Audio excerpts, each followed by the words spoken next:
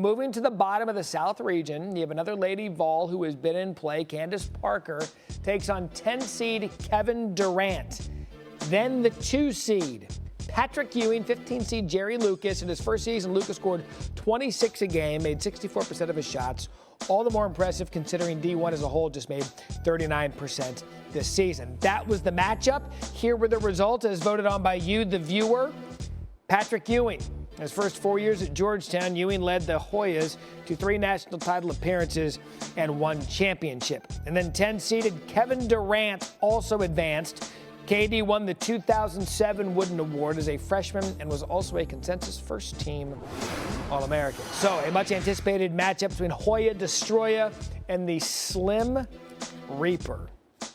I mean, look, you got a one-and-done, and you got an all-time great in Patrick Ewing. God, these guys were so good. Durant, 903 points, the second most all-time in Big 12 history. So, again, let's settle this debate. Seth Greenberg back with us. Who do you like, Durant versus Ewing?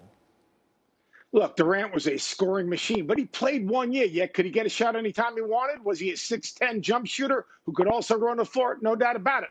But Patrick Ewing, are you kidding me? That dude ran the floor. He was one of the most dominant defensive players in the history of our game, right alongside Bill Russell. Oh, by the way, he could finish at the rim, and he had that little jump hook going over his left shoulder. Pat Ewing, 3 Final Fours and 1 national championship. Pat Ewing, hands down. Kevin Durant, you've had a great career. You've won national championships in the NBA, but Pat Ewing is the winner. Makes me sad that back in the day, the star players stayed for 4 years and not just one and done. Seth, we need you to stay right there because Elle's got the rest of this bracket. I do. The bottom portion of the South. St. John's product, Chris Mullin. He's a 6 seed, taking on 11 seed Tamika Catchings. And in an interstate battle between MSU great Magic Johnson and Michigan's Glenn Rice. Rice's 184 points over 6 games in the 1989 tournament match. It still stands as the most productive stretch in tournament history. So who did the people choose? Come on. Come on, you knew who was coming. No surprises. It's Magic. He gets the nod over Glenn Rice. Just to remind you of what Magic was in college. He was nasty, and he helped the Spartans to that 79 title over Larry Bird in Indiana State. The other victor, Chris Mullin, Mully, still the career leading scorer in St. John's history with 2,440 total fans. Would you? Oh, tough guy. So that leads us to a 3-6 matchup now between Magic and Mully. Keep in mind, although assists weren't a stat yet, Johnson unofficially averaged 8 of them over his 2-year career. Meanwhile, Mully averaged 20 points as a senior, took home the Wooden Award, and led SJU to the 85 Final Four. So here we go, Coach. Who do you like to advance between this dream team duo? This is a dream team duo, and you talk about Mully. Mully also played in the Olympic team in '84. I mean, you talk about that's how good he was. He had the greatest hands possible.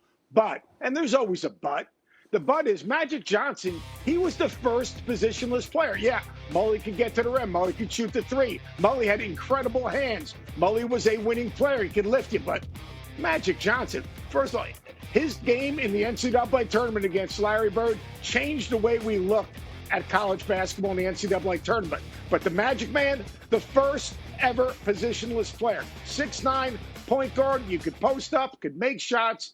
And if you look at the team he played with, Magic Johnson was obviously one of the legendary players in the history of our game. Not many of those other guys on that team that won the national championship went on to have very successful NBA careers. The Magic Man advances. Yeah, so there it is, Coach.